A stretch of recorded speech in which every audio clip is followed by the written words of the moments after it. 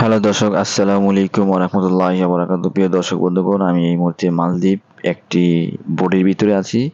তো অবশ্য মালদ্বীপের এয়ারপোর্টটা নতুন, যে এয়ারপোর্ট দীর্ঘত ২ বছর ধরে কাজ চলতেছে।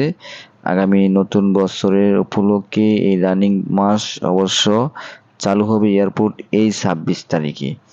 তো আমি কিছুদিন আগে আপনাদের মাঝে একটি ভিডিও অবশ্য আপডেট দিয়েছিলাম।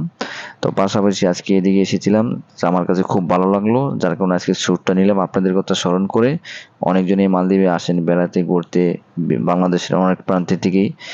আমার চ্যানেলের মাধ্যমে অবশ্য আপনাদের মাঝে সুযোগ করার মতন ব্যবস্থা করে দিলাম নতুন এয়ারপোর্টটা।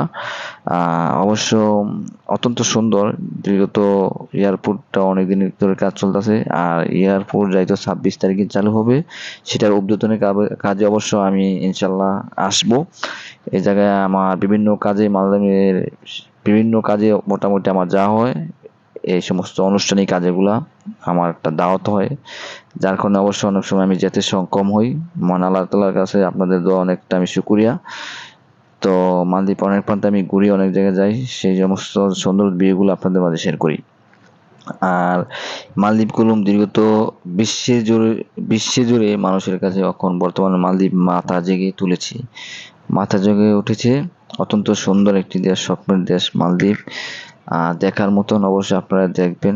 বাংলাদেশের বিভিন্ন প্রান্ত থেকে অবশ্যই আসবেন। আপনারা আসলে আমাদের বাংলাদেশের যারা প্রবাসী ভাই আছে মালদ্বীপ, আমাদের একটা সম্মান, দাম, মূল্যটা একটু বেড়ে খুবই ভালো লাগে। তো অবশ্যই আপনারা আসবেন, আপনাদের সাথে দেখা হবে অবশ্য মালদ্বীপ। আর সবাই ভালো থাকবেন, সুস্থ থাকবেন। আমার চ্যানেলগুলো সমস্ত ইউটিউব চ্যানেল মালদ্বীপ জামাল, সব জায়গা থেকে আপনারা ফলো থাকবেন। সবাই বেশি বেশি করে লাইক করে দিবেন। অতি দ্রুত কাজ চলতেছে এয়ারপোর্টের, অবশ্য অতি দ্রুতভাবে কাজগুলো শেষ হবে, সক্ষম হবে। সবাই ভালো থাকেন, খোদা হাফেজ।